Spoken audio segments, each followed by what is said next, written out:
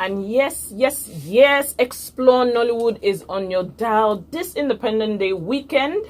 And in the spirit of the celebration, I have someone special in the studio with me who is currently doing us proud abroad.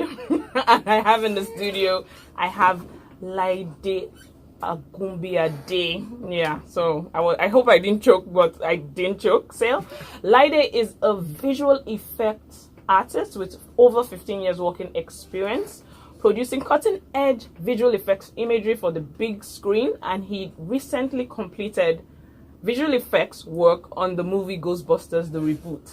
Now, for those of us that are on DSTV, you must have watched that movie like 3 times in 1 month, as in they kept on playing it every weekend. Yes, so yes, he worked on the movie Ghostbusters Reboot, and he also worked on Alice Through the Looking Glass. For all of you, I don't know, Alice anyway. Alice, and there was the first one, and then Alice Through the Looking Glass is the second one. There's Fifth Wave. Now all 3 movies have actually showed this year on DSTV, so that makes it fresh. And Fifth Wave, Ghostbusters, both of them showed concurrently. So he worked for Sony Pictures. His expertise include live action on-set supervision and visual effects production.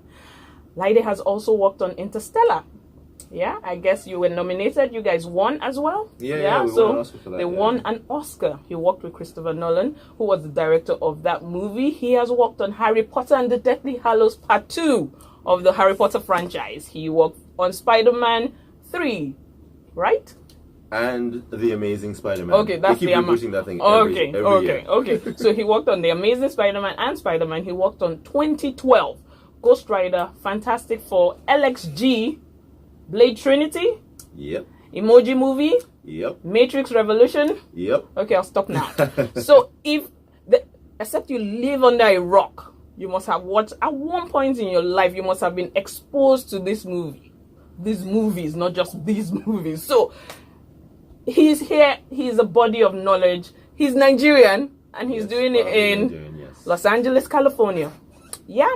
So Laide is a graduate of the Academy of Arts University San Francisco, where he studied fine arts with emphasis in computer arts. And I want to say welcome to the studio. I just had to throw in all those movies into this, so you know that what is sitting next to me is like a walking encyclopedia on visual arts. And there are some of those things that just make, as in I have goosebumps when I watch some movies where the special effects is just out of this world. Yes. And if you can't tell, I'm more excited than probably he is, but I'm so excited that he's here. Now, I don't want to keep Laide all to myself, and I believe if you're listening to me out there, you have a couple of questions for him.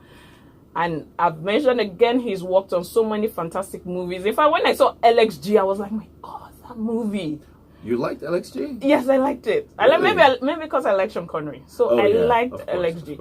And to think, initially when I watched Ghostbusters, I didn't like the movie. But I watched it first, second, I was like, okay, they had the funny storylines, but when I now saw the visual imagery, I was like, oh, this is the work that went into it. So yes, I'm quite excited that he's here, and I'm hoping that you guys will call in on 0700-923-923-923 or send a WhatsApp message on 081-731-36193. I think I was a bit too fast. 0700-923-923-923, or send us a WhatsApp message on 081-731-36193 and ask Laide any question that you want to ask him. Related to visual effects. Yeah, of course. Okay, I didn't even think about that, but anything related to visual effects. So let's just kick it off. Tell me, what is visual effects and why do you think filmmakers need them?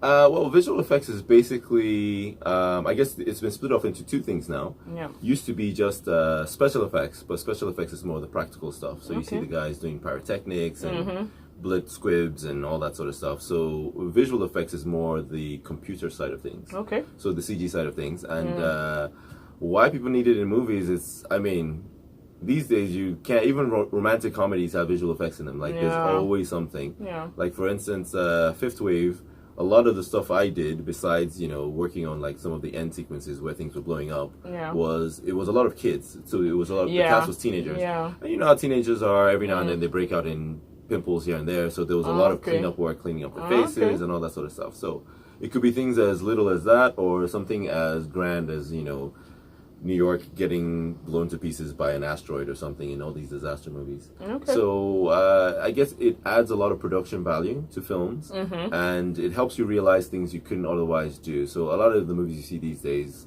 they might have been stories that were written a long time ago, but they couldn't make them because there was just no way you could do it. Okay. But now it's like the sky's the limit. Whatever you can imagine can be done. Can be done. As long as you have the budget. Okay. Is it? Well, you have to throw in the money effects there. But sometimes even isn't it an overkill? So immediately as you're speaking about it, my mind went to Fast and Furious. And I know people want to kill me, but I can literally, like, I don't want to say it, but I can literally, like, shoot myself when watching that movie. Like, the special effects plus visual, because he's not doing all those stunts by himself. No. It's just like, Lord, really? Like, are you guys killing me? Is there a point in Hollywood when they think, you know what, let's just blow these people out of the water because we have the budget? Sometimes, like, for instance, like the Fast and the Furious franchise, I mean, the people who watch those films, it's like, that's kind of what they want. They want to see the ridiculous and the over-the-top things with Vin Diesel and, what's his name, The Rock, Dwayne Johnson. So it's like, you know, they're feeding their audience. Okay. But sometimes it's a little too much. But, hey, you know.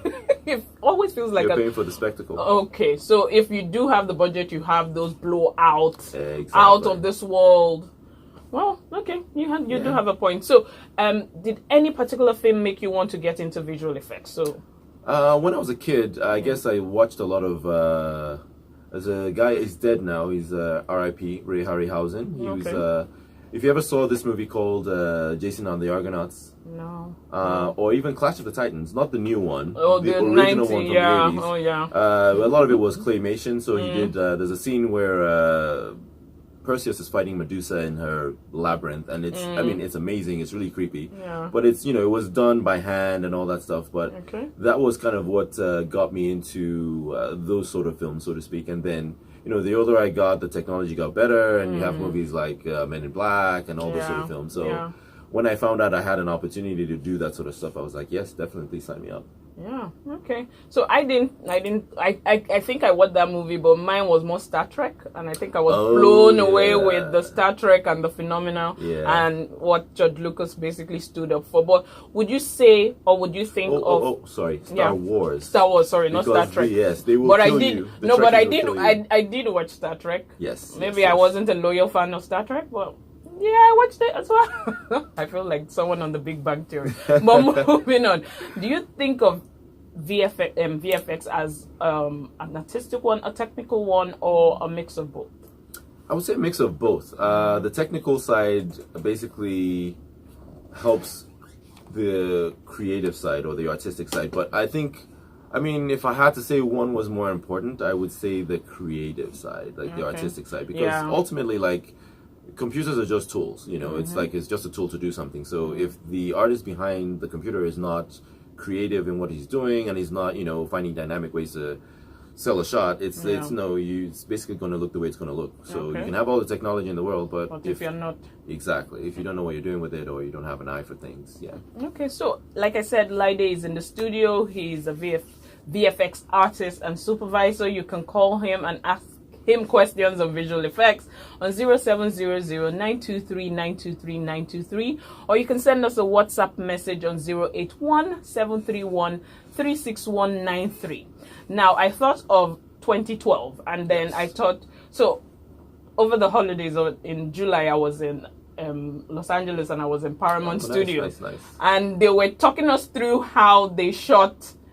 That's the 1972 or the 1970 Moses. That's the Ten Commandments in their parking lot. Oh. So, and I'm now like, okay, 2012, there was water. They had, how did that play out? Well, was it in the studio that the whole movie was shot, or how was that? A lot of it was shot in the studio. Actually, a lot of the shots were just full CGI. That's computer generated imagery. Oh, really? For those, So a lot of it was just like, some of the shots, I mean, just everything was just computer generated.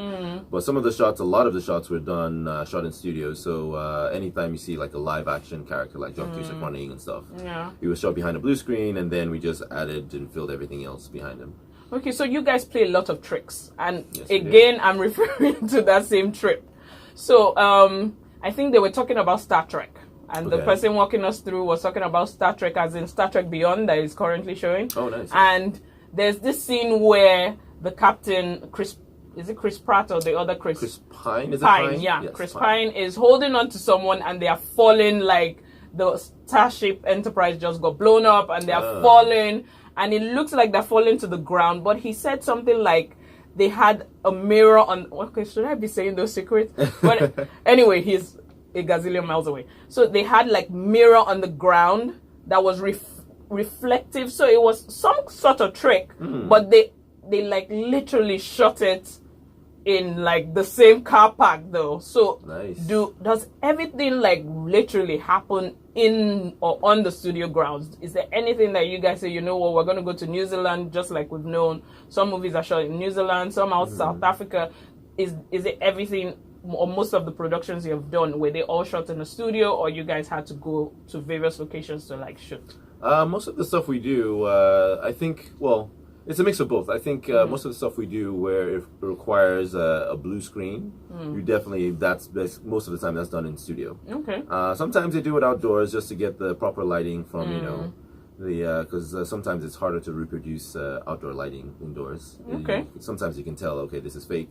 But when you shoot it outdoors for real, yeah, it looks the way it's supposed to look. Okay. So yeah, I think we usually shoot on the soundstage. So like the tricks, as far as you were saying, I think sometimes I think people get carried away with, oh, we have computers, we have CGI, we can do whatever we want. And sometimes it's like, if you can do something practically, just do it practically. Like there are some tricks you can do, like say, okay, so in Spider-Man movies, you see him like climbing up the side of a building. Yeah. What it actually is, you know, is a guy literally just walking on all fours on a flat surface. Yeah. And then they tilt the camera over so it looks like the building is now perpendicular and it looks like he's climbing up the wall of a building. Okay. So if you can do that for real, rather than, oh, let's just try to do some sort of CGI Spider-Man walking up the building and this and that, it's a waste of money, and it's, you know, it's, if you can do it for real, it's going to look real, so just do it for real. Okay.